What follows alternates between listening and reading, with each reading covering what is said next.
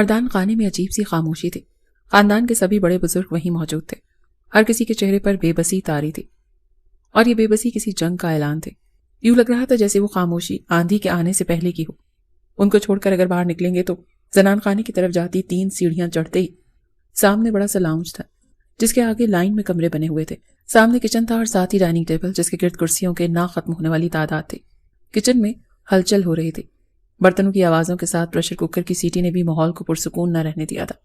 جتنی خاموشی مردان خانے میں تھی، اتنا ہی شور زنان خانے میں تھا۔ کچن سے ہاتھ صاف کرتی ثانیہ خانزادہ نکلی اور سیڑھیاں چڑھتی اوپر گئی۔ ثانیہ حویلی کی بڑی بیٹی ہونے کے ساتھ بڑی بہو بھی تھی۔ خانزادہ خاندان کے اصولوں کے مطابق لڑکیوں کی شادی خاص طور پر خاندان میں ہی کی جاتی تھی، اور آج مردان خانے میں بزرگ حضرات بھی اسی اصول کے ٹوٹنے کے ڈر سے خاموشی اختیار کیے بیٹھے تھے۔ اگر کچھ بولتے تو صدیوں سے چلتے آ رہے اصول ٹوٹ جاتے، جنہیں توڑنا انہیں خاندانی روایات کی توہین لگ رہا تھا۔ ثانیہ خان سیڑھیاں عبور کر کے اب دائیں طرف بنے دوسرے کمرے کے دروازے پر کھڑی تھی۔ لکڑی کا بھاری دروازہ جس پر دستک دینا نہایت مشکل کام تھا۔ تبھی لوہے کی چھوٹی سی زنجیر لگی ہوئی تھی۔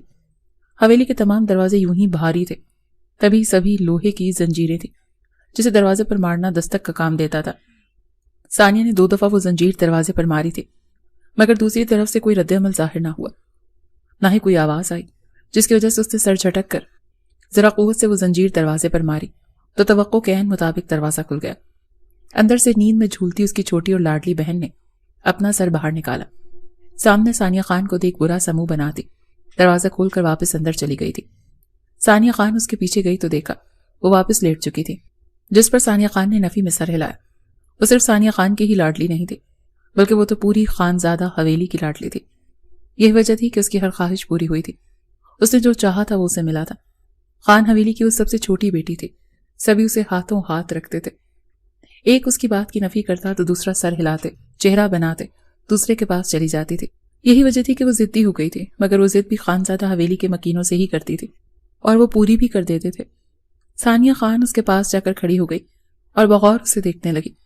لمبی گھنی پلکیں، سرخ اور سفید رنگت، گلابی باریک سے ہونٹ جن کے اوپر تل اس کی معصومیت کا گواہ تھا، اور اس کا نام اس کی شخصیت کی عکاسی کرتا تھا۔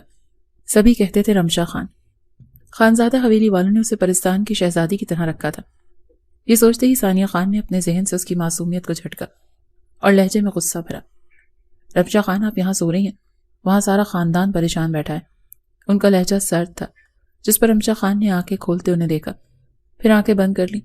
اکا، مجھے پریشان مت کریں پلیز، میں پہلے ہی بہت پریشان ہوں، وہ نیند کے خمار میں بولی تھی۔ ثانیہ خان نے غصے سے اسے دیکھا۔ ابھی وہ کچھ کہتی کہ جب دروازے پر زنجیر کا شور ہوا۔ وہ نیند کے خمار میں بولی تو ثانیہ خان نے غصے سے اسے دیکھا۔ ابھی وہ کچھ کہتی جب دروازے پر زنجیر کا شور ہوا۔ رمشا خان نے سر اٹھا کر دروازے کو دیکھا اور پھر ثانیہ خان کو، جس نے جا کر دروازہ کھولا تو سامنے ملازمہ سر جھکائے کھڑی تھی۔ وہ کچن سے پیغام لائی تھی جو رمشا خان کے لیے تھا، اسی لیے تھا کیونکہ صبح ناشتے پر نہیں پہنچی تھی۔ ابھی بھی ثانیہ خان اسے لنچ پر پہنچنے کی تنبیہ دینے آئی تھی، مگر شاید وہ لیٹ ہو چکی تھی۔ یقیناً سبھی لنچ کے لیے بیٹھ چکے ہوں گے۔ رمشا خان نے اسے اندر داخل ہونے کی اجازت دی۔ وہ سر جھکائے اندر داخل ہوئی تھی۔ رمشا خان کے سامنے کھڑی ہو گئی۔ بولو سعدیہ۔ رمشا خان نے اسے اجازت دی۔ اس حویلی کے ملازمین مالکوں کی اجازت کے بغیر بات کہنے کی جرات نہیں رکھتے تھے۔ رمشا خان کی اجازت کے ملتے ہی اس نے کہا، چھوٹی خان بی بی، آپ کو بڑے خان صاحب ڈائننگ ٹیبل پر دوپہر کے کھانے کے لیے بلا رہے ہیں۔ انہوں نے کہا ہے جلدی آئیے گا کیونکہ سبھی انتظار کر رہے ہیں۔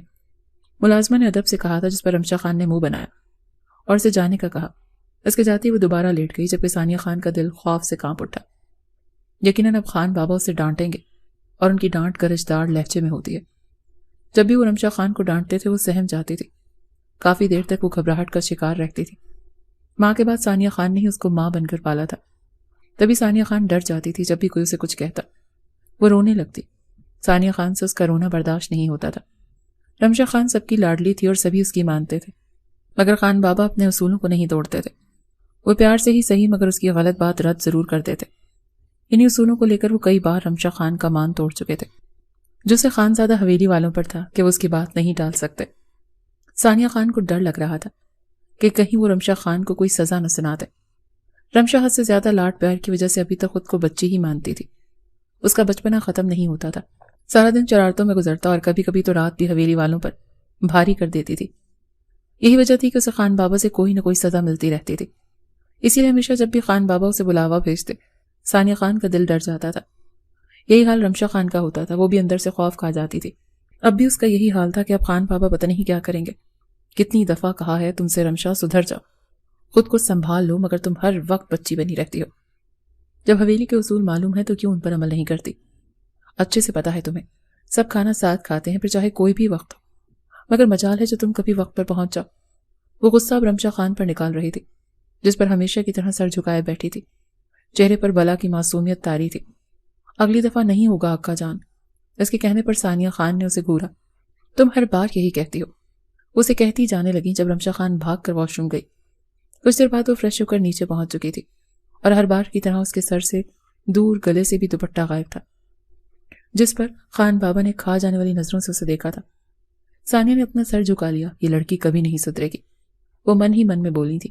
تبھی خان بابا کی گرجدار آواز وہاں گونجی تھی، رمشا خان دوپٹہ کہاں ہے تمہارا؟ رمشا خان اپنی جگہ سے اچھلی تھی۔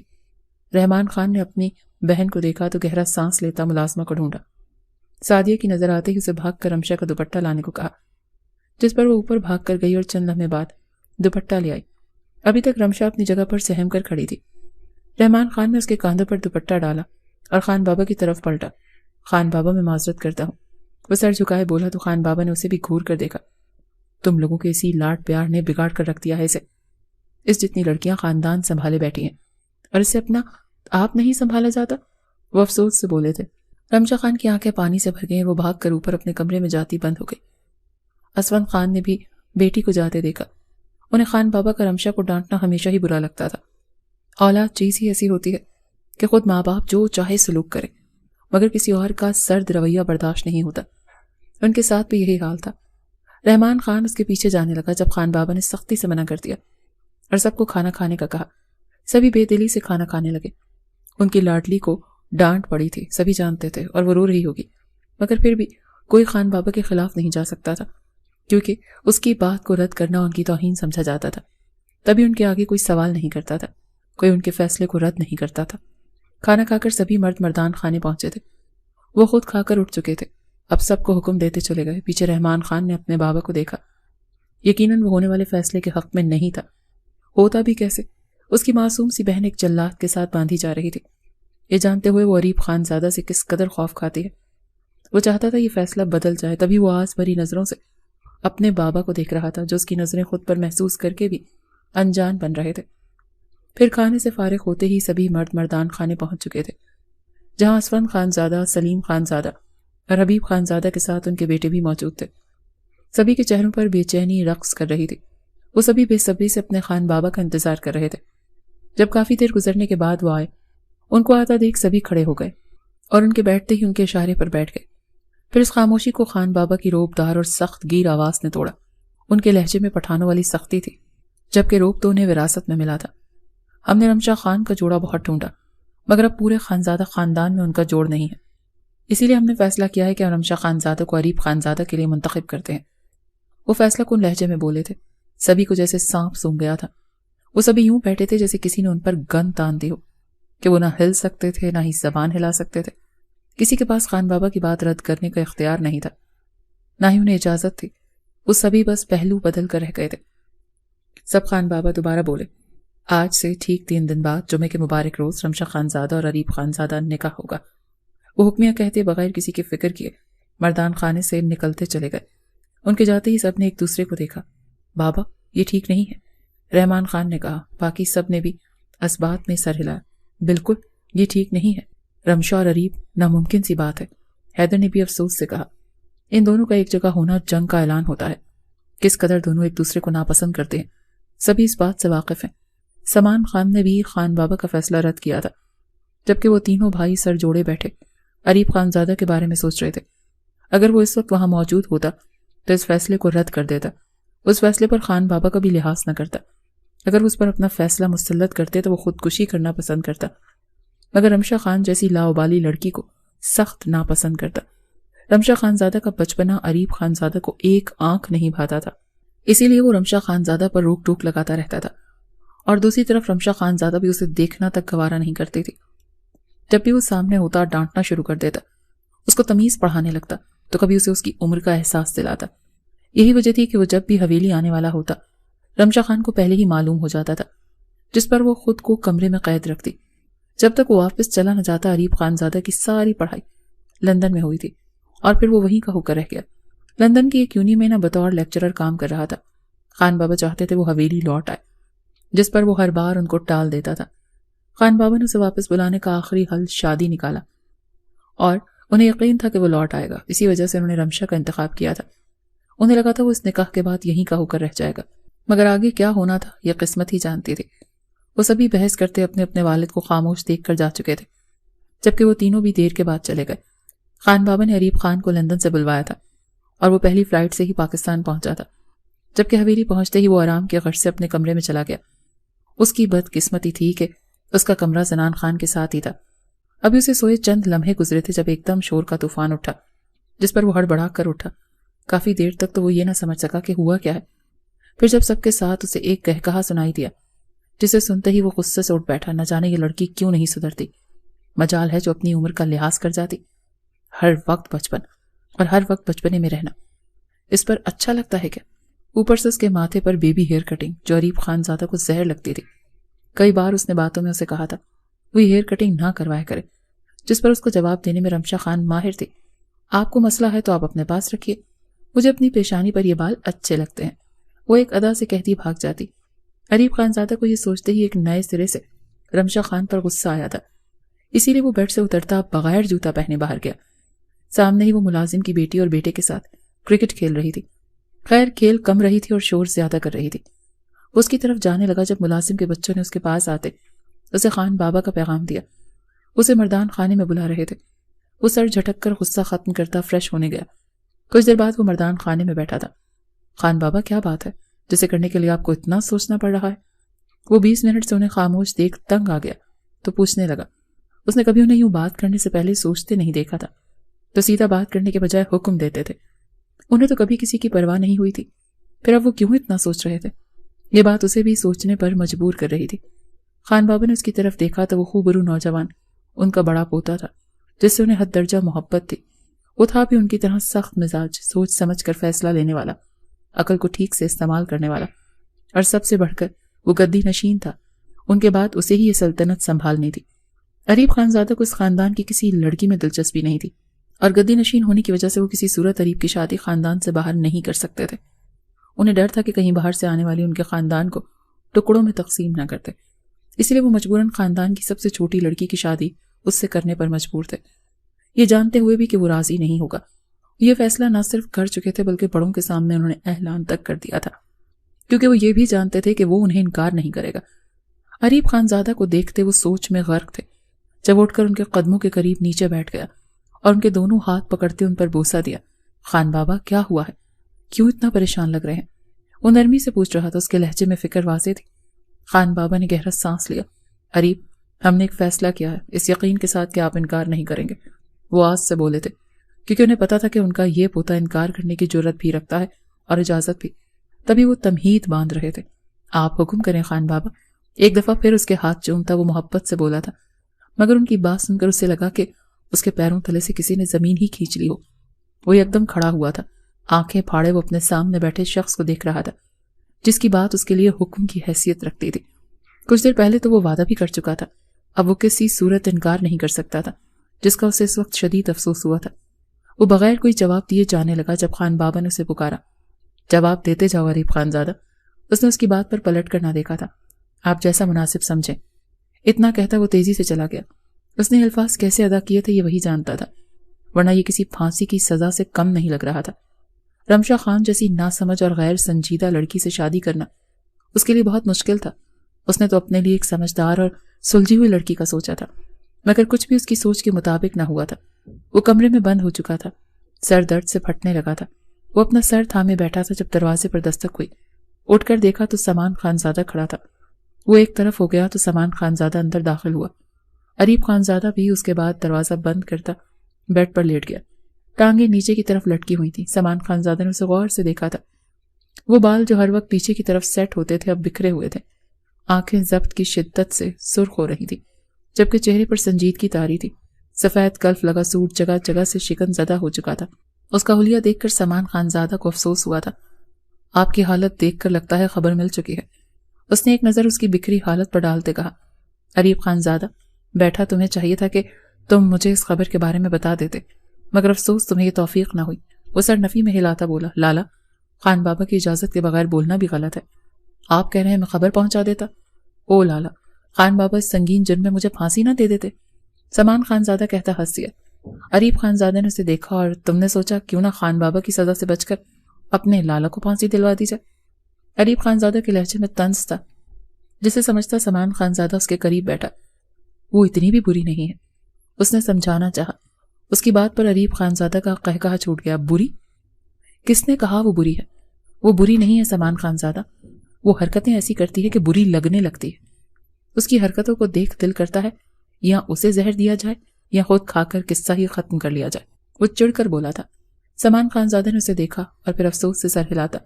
لالا، مجھے تو بس یہ پتا ہے کہ آپ کی شادی کے بعد میری بیوی بڑی بہو کے عہدے سے دستبردار ہو جائے گی، اور اس کی چھوٹی بہن جو کہ خاندان کی سب سے چھوٹی بیٹی ہے وہ خاندان کی بڑی بہو کہلائے گی۔ وہ یوں منہ بنا کر بولا جیسے بہت افسوس ہو رہا ہو۔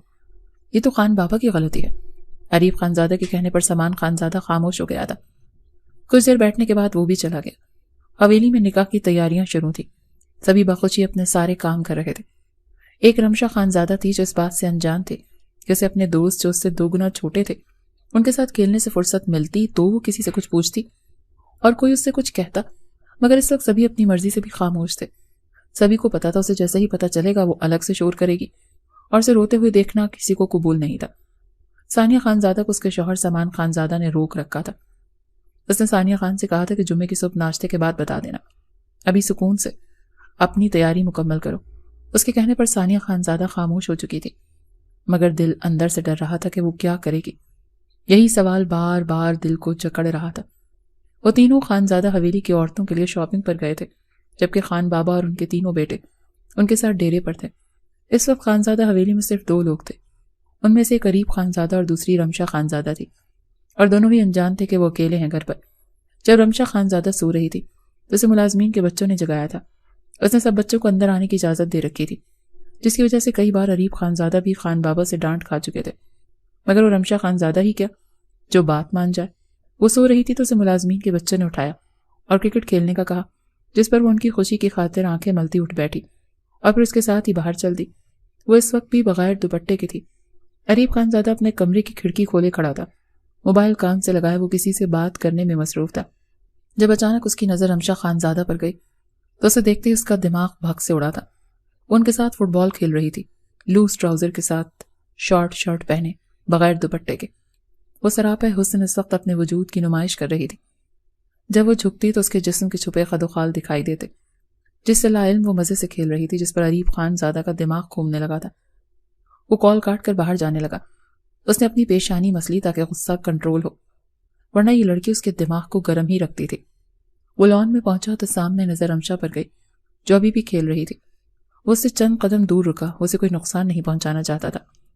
دوپٹہ کہاں ہے تمہارا؟ وہ جو گارڈن میں بھاگ رہی تھی اس کی آواز پر آنکھیں میچ گئی۔ اس کے ساتھ ہی اریب خانزادہ کو دیکھ سبھی بچے وہاں سے بھاگ گئے۔ گھر میں صرف اریب خانزادہ تھا جس سے وہ ڈرتی تھی، وجہ اس کا روبدار لہجہ تھا۔ اریب لالا، میں وہ گھبرا رہی تھی جب اریب غصے سے اس کی جانب بڑھا اور 2 قدم کے فاصلے پر رک گیا۔ وہ اسے کچھ غلط نہیں کہنا چاہتا تھا۔ بکری کی طرح میں کرنا بند کرو، اریب نے دانت پیستے کہا تو رمشہ اگلے ہی لمحے اندر بھاگ گئی۔ غصے سے اریب نے آنکھیں میچی۔ وہ ویسے بھی اس لا ابالی سی لڑکی کو پسند نہیں کرتا تھا، پر کل ہی اسے معلوم ہوا تھا کہ اس کے داجی یعنی خان بابا نے آخری فیصلہ سنایا تھا کہ اریب کا نکاح رمشہ سے ہوگا۔ تب سے اس کا غصے سے دماغ پھٹ رہا تھا۔ اسے معلوم تھا جو فیصلہ ہوا ہے وہ صرف مردوں کے درمیان ہوا ہے، جس سے رمشہ خود بھی انجان تھی، اسی لیے تو ابھی تک پہلے کی طرح اڑتی پھر رہی تھی، ورنہ تو وہ خانزادہ حویلی سر پر اٹھا لیتی۔ اریب خانزادہ کو لا علم ہونا بھی برا لگا تھا، کیا پتا اس کو پتا چلتا تو وہ ضد سے یہ نکاح کینسل کروا لیتی، مگر وہ تو جانتی ہی نہیں تھی۔ وہ جہاں سے گئی تھی اریب خانزادہ نے وہ راستہ دیکھا، کچھ دن میں نکاح ہو جائے پھر میں تمہیں خود سیدھا کروں گا، مجھے یقین ہے پھر تمہارا دوپٹہ گرنا تو کیا نظریں بھی میرے سامنے اوپر نہیں اٹھیں گی۔ تمہیں یہ حویلی والے نہیں سدھار سکے رمشہ، کیونکہ انہیں تم سے محبت ہے، تمہاری ذرا سی تکلیف پر یہ کانپ جاتے ہیں، مگر مجھے تم سے محبت تو دور کی بات، تم پر رتی برابر نہ ترس آتا ہے اور نہ ہی ہمدردی ہے۔ وہ دل ہی دل میں کہتا واپس اندر چل دیا۔ وہ جو چند دن گزرے تھے صبح سے خانزادہ حویلی میں روز کے مطابق گہما گہمی زیادہ تھی۔ ایک شور سا تھا جو پوری حویلی میں ہو رہا تھا، جس شور کے قریب خانزادہ کو اچھی خاصی چڑ ہو رہی تھی، مگر سوائے اپنے کمرے میں بیٹھ کر برداشت کرنے کے اس کے پاس اور کوئی دوسرا راستہ نہیں تھا۔ جبکہ دوسری طرف ہر چیز سے لاعلم بے نیاز رمشا خانزادہ اپنے کمرے میں سکون سے سو رہی تھی۔ آج کوئی اس کی نیند میں خلل ڈالنے نہیں گیا تھا۔ یہ بھی خان بابا کا حکم تھا، وہ چاہتے تھے رمشا خانزادہ سکون سے آرام کرے، مگر اندر تو بات ہی کچھ اور تھی۔ وہ جانتے تھے وہ اس نکاح کے لیے راضی نہیں ہوگی، بہت شور کرے گی، اسی لیے وہ چاہتے تھے وہ نکاح کے وقت ہی اٹھے، تاکہ جب تک اسے سمجھ آئے کہ ہو کیا رہا ہے تب تک نکاح ہو چکا ہو۔ پھر تو وہ کچھ نہیں کر سکتی تھی۔ اسفند خانزادہ اور رحمان خانزادہ کئی بار رمشا خانزادہ کے دروازے پر دستک دیتے رکے تھے۔ وہ جتنی بار بھی اس کے کمرے کے پاس جاتے انہیں اپنا سکون غارت ہوتا محسوس ہوا۔ ان کی لاڈلی کو کس جگہ کھڑا کر دیا تھا خان بابا نے۔ رحمان خانزادہ نے اپنے بابا جان کی طرف دیکھا اور کہا، بابا جان، اپنی اولاد کا فیصلہ لینے کا حق صرف والدین کو ہونا چاہیے اور کسی کو نہیں، کیونکہ اولاد کی خوشی کا احساس اور خیال صرف ماں باپ کو ہوتا ہے۔ وہ اتنا کہتا جا چکا تھا، اسے کسی صورت اریب خانزادہ اپنی بہن رمشا خانزادہ کے لیے مناسب نہیں لگ رہا تھا۔ یہی وجہ تھی کہ وہ بے چینی سے کام لے رہا تھا۔ رحمان، جاؤ ثانیہ سے کہو رمشا کو اٹھا کر تیار کروا لے۔ بابا جان کے حکم پر وہ انہیں ایک نظر دیکھتا، گہرا سانس لیتا، زنان خانے کی طرف گیا۔ سامنے ہی ثانیہ کچن سے نکل رہی تھی۔ اسے دیکھتی اس کے پاس پہنچی۔ رحمان، یہ سب ٹھیک نہیں ہو رہا، وہ اداسی سے بولی تھی۔ رحمان خان نے اسے ساتھ لگایا اور تسلی دی کہ سب ٹھیک ہو جائے گا۔ اس کے بعد اسے اسفند خانزادہ کا پیغام دیا، جس پر وہ اس بات میں سر ہلاتی اوپر چلی گئی۔ دروازے پر دستک دی، دروازہ کھلا تھا، یقیناً اس نے ثانیہ کے لیے ہی کھول رکھا تھا۔ اسے یقین تھا وہ ضرور اسے اٹھانے کے لیے آئے گی۔ ثانیہ خان کے چہرے پر مسکراہٹ آ گئی۔ اس نے جھک کر اپنی معصوم سی بہن کا چہرہ چوما۔ اکا جان، مجھے بھوک لگی ہے۔ وہ آنکھیں کھولے بغیر بولی تو ثانیہ کی مسکراہٹ گہری ہو گئی۔ تو میرا بچہ اٹھ جاؤ، بنا دیتی ہوں ناشتہ۔ وہ دوبارہ اس کے چہرے پر محبت سے بوسہ دیتی بولی تھی۔ رمشا خان نے اس کی گود میں سر رکھا۔ اکا جان، آج میرا رزلٹ آنا ہے، آپ دعا کریے گا اچھا ہو، تاکہ مجھے آسانی سے یونی میں ایڈمیشن مل جائے۔ اس کے چہرے پر گھبراہٹ واضح تھی۔ ثانیہ اس کی یونی جانے کی خواہش پر بس صبر کا گھونٹ بھر سکی اور اسے اٹھ کر فریش ہونے کا بولا۔ ناشتہ تو اس کا بنا چکی تھی، اسی لیے ملازمہ کو آواز دے کر لانے کا کہا۔ کچھ دیر میں جب رمشا خان فریش ہو کر نکلی تو ٹیبل پر ناشتہ تیار تھا۔ ثانیہ کو اپنے ہاتھوں سے ناشتہ کروایا، جس پر وہ اسے غور سے دیکھتی رہی۔ خیریت ہے اکا جان، آپ مجھ پر بڑی مہربان ہو رہی ہیں، وہ آنکھیں چھوٹی کیے بولی۔ اسی وقت دروازے پر دستک ہوئی۔ ثانیہ نے اندر آنے کی اجازت دی تو 3 ملازمہ ہاتھوں میں کچھ سامان لیے اندر داخل ہوئیں۔ انہیں دیکھتے رمشا کو حیرت ہوئی، کیونکہ ان میں سے ایک نے جولری، دوسری نے سرخ جوڑا، جسے دیکھتے ہی معلوم ہوتا تھا کہ وہ شادی کا جوڑا ہے، اور تیسرے نے جوتے پکڑے ہوئے تھے۔ وہ بیٹ ہیلز تھیں جو سرخ رنگ کی تھی۔ وہ تینوں سامان رکھتے ہی ثانیہ کے اشارے پر چلی گئیں۔ یہ سب کیا ہے اکا جان؟ رمشا نے حیرت سے پوچھا، مگر ثانیہ کا جواب سن کر اسے 40 واٹ کا جھٹکا لگا تھا۔ اس کی شادی ہو رہی تھی اور اسے ہی خبر نہیں تھی۔ وہ ابھی تک حیرت کے عالم میں تھی جب دوبارہ دروازے پر دستک ہوئی اور 2 لڑکیاں اندر آئیں۔ وہ مہندی لگانے والیاں تھیں۔ رمشا کو ان کا پتہ تھا، کیونکہ جب بھی حویلی میں کوئی فنکشن ہوتا وہی دونوں حویلی کی لڑکیوں کو مہندی لگانے آتی تھی۔ رمشا کو کچھ بھی کہنے کا موقع دیے بغیر ثانیہ نے اسے ایک صوفے پر بٹھایا اور اس کے پاؤں بھی فلور کشن پر رکھے اور ان دونوں کو مہندی لگانے کا حکم دیا۔ وہ دونوں رمشا کے اطراف بیٹھی مہندی لگانے لگی۔ رمشا خاموش تھی۔ وہ کسی غیر کے سامنے یہ ظاہر نہیں کر سکتی تھی کہ اسے اپنی شادی کے بارے میں کچھ نہیں پتا۔ جیسے ہی مہندی والیاں فارغ ہو کر گئیں، وہ تیزی سے اٹھ کر واش روم گئی تو ثانیہ کو سمجھنے کا موقع دیے بغیر مہندی دھو کر آئی۔ ثانیہ اسے دیکھ کر رہ گئی۔ وہ چلا اٹھی تھی، جس پر ثانیہ نے سہم کر اسے دیکھا۔ آپ لوگ ایسے کیسے کر سکتے ہیں میرے ساتھ اکا جان؟ بابا جان کو بلائیں، لالا جان کہاں ہیں سب؟ وہ چلا رہی تھی۔ اس کے چلانے پر تائی جان اور چچی جان دونوں بھاگی کمرے میں آئیں۔ ساتھ ہی رمشا کی کزنس تھی۔ تائی جان اور چچی جان تو اسے روتا دیکھ گھبرا گئی تھی۔ وہ اس کے قریب جاتی اسے سینے سے لگانے لگی، مگر وہ ہاتھوں سے نکل رہی تھی، جس پر اسفند خان کو بلایا گیا۔ وہ ان کے سینے سے لگتی رونے لگی، جس پر ان کا دل کٹ کر رہ گیا تھا، لیکن وہ کچھ نہیں کر سکتے تھے، بس خاموش کھڑے رہے۔ اس بات سے لاعلم کے اریب خانزادہ باہر دروازے پر کھڑا اس کا رونا تڑپنا ضبط کر رہا تھا۔ اسے لگ رہا تھا وہ اس سے شادی کرنے پر یہ سب کر رہی ہے۔ اس نے جاتے ہی خان بابا سے کہا ابھی نکاح کروائیں، اور ساتھ ہی رخصتی، جس پر وہ کچھ لمحے خاموش رہے، پھر اس کی بات پر اپنی رضامندی کی مہر لگا دی۔ اریب خان کو خوشی ہوئی تھی، آج کی رات تم پر بہت مشکل ہوگی رمشا خان۔ وہ دل میں اسے مخاطب کرتا بولا۔ رمشا کو اپنی عزت کا واسطہ دیتے اسفند خان نے راضی کیا تھا، جس پر وہ خاموش ہو گئی۔ اس کا میک اپ ہو چکا تھا، وہ مکمل تیار تھے۔ جب اس کے بابا جان اور خاندان کے باقی مردوں کے ہمراہ نکاح خاں اندر آیا اور نکاح کے بول دہرانے لگا۔ یہاں اسے لگا کہ اس نے غلطی سے اریب خانزادہ کا نام سنا تھا، مگر بار بار دہرانے پر اسے یقین ہو گیا کہ اس کے گھر والے اس پر یہ ظلم کر چکے تھے۔ نکاح ہو گیا، کھانا کھایا گیا، مٹھائی بانٹی گئی اور اسے اریب خانزادہ کے کمرے میں پہنچا دیا گیا۔ وہ آنسو اندر اتارتی رہی، اسے رونا نہیں تھا، کمزور نہیں ہونا تھا۔ ٹھیک 11 بجے اریب خانزادہ کمرے میں داخل ہوا۔ وہ سوچ کر آیا تھا کہ وہ کس طریقے سے اسے اذیت دے سکتا ہے، مگر اسے دیکھتے ہی اس کا دماغ سن ہو گیا۔ وہ معصوم کم سن حسینہ اس وقت اس کے نام کے جوڑے میں حد درجہ حسین لگ رہی تھی۔ اریب خانزادہ بے ساختہ اس کی جانب قدم اٹھا رہا تھا اور اس کے قریب جا بیٹھا۔ اب وہ اس کے قریب تھی، اس کی محرم اس کے نکاح میں تھی، اس پر حلال تھی، تو وہ کیوں نہ اس کا دل کھول کر دیدار کرتا۔ رمشا خان کی خوشبو اسے مدہوش کر رہی تھی۔ اریب خانزادہ نے اس کے چہرے پر نگاہیں ٹکائی تھیں، اس کی جھکی پلکیں جن کا لرزنا وہ صاف محسوس کر رہا تھا۔ وہاں سے نظر نیچے گئی تو سرخ رنگ کے سجے کپ کپاتے ہونٹ ان پر جا ٹھہری۔ انہیں دیکھتے ہی اس کے گلے میں کانٹے سے چبھنے لگے تھے۔ ایک دم ہی اس نے ان کی پیاس محسوس ہوئی، انہیں چھونے کو دل کیا تو وہ آگے ہوتا اس کے گلے کو پیچھے سے پکڑتے، اس کا چہرہ اپنے قریب کی اپنے دل کی بات پر لبیک کہتا، ان پر نرمی سے جھکا تھا۔ رمشا خان کانپنے لگی تھی، جبکہ اس کی نرمی آہستہ آہستہ شدت اختیار کر رہی تھی، جس پر وہ اس کے سینے پر اپنے نازک ہاتھوں سے مکے مارنے لگی۔ مگر اس جیسے سخت انسان پر ان معصوم سے ہاتھوں کا کیا مار لگنی تھی۔ کچھ دیر بعد وہ پیچھے ہوا اور رمشا خان کو پیچھے کی طرف دھکا دیا اور اس پر جھک گیا۔ چہرے سے آگے کا سفر کرتے وہ مکمل بھول چکا تھا کہ وہ کیا سوچ کر آیا تھا، اس کے سامنے کون تھی۔ بس وہ یہ جانتا تھا کہ اس کی محرم ہے اور وہ خود پر اس کا حق رکھتا ہے۔ رات گزرتی جا رہی تھی جبکہ وہ ایک دوسرے میں گم ہو چکے تھے۔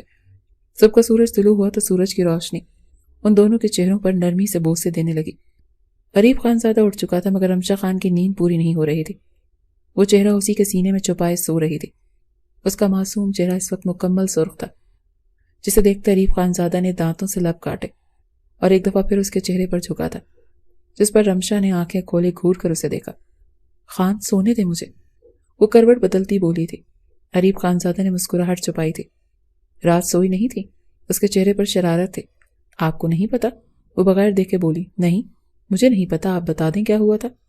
ایسا کہ آپ سو نہ سکی؟ اس نے رمشا خان کا رخ اپنی طرف کیا تھا۔ اس کا چہرہ حد درجے سرخ ہو چکا تھا اور وہ دوبارہ اس کے سینے میں چہرہ چھپا گئی۔ اریب خانزادہ کا قہقہا بے ساختہ تھا۔ کچھ دیر وہ یوں ہی رہی، پھر یکدم اٹھ بیٹھی۔ اس کی حرکت پر اریب خانزادہ نے حیرت سے اسے دیکھا۔ آپ نے مجھ سے شادی کیوں کی؟ وہ پوچھ رہی تھی۔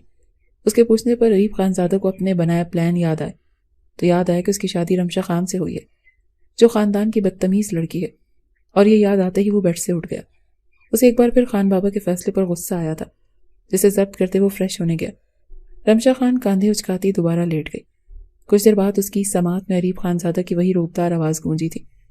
وہ ایک جھٹکے سے اٹھ بیٹھی۔ سامنے ہی وہ بال بنا رہا تھا۔ وقت دیکھا ہے تم نے؟ وہ غصے سے پوچھ رہا تھا۔ مجھے نیند آ رہی ہے خان، رات بھی آپ نے… اس کی بات اریب نے تیزی سے اس کے پاس آتے اس کا جبڑا پکڑ کر کاٹ دی۔ کوئی انوکھا کام نہیں کیا تم نے، حق تھا میرا اور تمہارا فرض۔ دنیا میں ہر عورت پر یہ رات آتی ہے، اور ایک بار نہیں، بار بار آتی ہے۔ اس کا یہ ہرگز مطلب نہیں ہوتا کہ اگلے دن وہ سوتی رہیں۔ اٹھو اور جا کر فریش ہو جاؤ، پھر ناشتے کے لیے نیچے جانا ہے ہم نے۔ وہ سرد لہجے میں بولتا بہت کچھ باور کروا چکا تھا۔ رمشا خان کی آنکھیں پانی سے بھر چکی تھی۔ وہ رات والا اریب خانزادہ نہیں تھا، وہ تو اب پہلے والا اریب خانزادہ بن چکا تھا۔ وہی رمشا خان کے لیے غسیل، سڑیل، خڑوس اور سب سے زیادہ پتھر دل۔ مگر وہ نہیں جانتی تھی کہ ابھی تو مقابل نے پتھر دل ہونا تھا، ابھی تو وہ اس کے ساتھ نارمل تھا۔ اریب خانزادہ دوبارہ جا کر بال سیٹ کرنے لگا۔ وہ بھی اٹھ کر بمشکل فریش ہونے گئی۔ کچھ دیر بعد باہر نکلی تو آنکھیں سرخ ہوتی رونے کی چغلی کر رہی تھی، یعنی وہ اندر جا کر دل کا بوجھ ہلکا کر آئی تھی۔ پھر اپنے دکھ کو چھپانے کے لیے میک اپ کیا تھا۔ اریب خانزادہ مسلسل اسے دیکھ رہا تھا۔ اس کے لبوں کو پھر سے سرخ ہوتے دیکھ اس کے قریب گیا، کمر سے پکڑتے اپنی جانب موڑا اور اس کے لبوں سے سرخ رنگ ختم کر دیا۔ کوئی ضرورت نہیں ہے کمرے سے نکلتے وقت ہونٹ سجانے کی، یہ صرف میرے سامنے کیا کر، وہ سختی سے بولا تھا۔ رمشا خان کو پھر سے رونا آنے لگا مگر وہ ضبط کر گئی۔ وہ باہر جانے لگی تھی، دوپٹہ کاندھوں پر تھا۔ اس بار اریب خانزادہ نے اسے دیوار سے پن کیا۔ دوپٹہ سر پر لینے کے لیے ہوتا ہے رمشا خان، گلے میں پٹا ڈالنے کے لیے نہیں۔ وہ اس کی بات پر نم آنکھوں سے اسے دیکھتی۔ دوپٹہ سر پر لے چکی تھی۔ وہ دونوں پہنچے تو سبھی ان دونوں کے انتظار میں بیٹھے تھے۔ انہیں آتا دیکھ مسکرا دیے، وہ بھی مسکراہٹ پاس کرتے ان کے ساتھ بیٹھے تھے۔ ناشتہ خوشگوار ماحول میں ہوا تھا۔ ثانیہ اسے لیے اپنے کمرے میں چلی گئی۔ رمشا خان کمرے میں پہنچتی اس کے گلے لگتی رو دی۔ اس کا یوں شدت سے رونا ثانیہ خان کا دل مٹھی میں لے گیا تھا۔ وہ اسے رونے کی وجہ پوچھنے لگی، مگر وہ خاموشی سے روتی رہی۔ وہ اسے کیا بتاتی کہ ایک رات گزار کر اس کے شوہر نے اسے کیسے بے مول کیا تھا۔ کافی دیر بعد اس نے اماں کی یاد کا بہانہ بنایا، پھر اٹھ کر کمرے میں چلی گئی۔ رات کو ولیمہ تھا، اسے دوبارہ حویلی میں ہی تیار ہونا تھا۔ تیار ہو کر وہ اریب خانزادہ کے ہمراہ ڈیرے پر گئی تھی، جہاں ولیمے کی تقریب رونما ہوئی تھی۔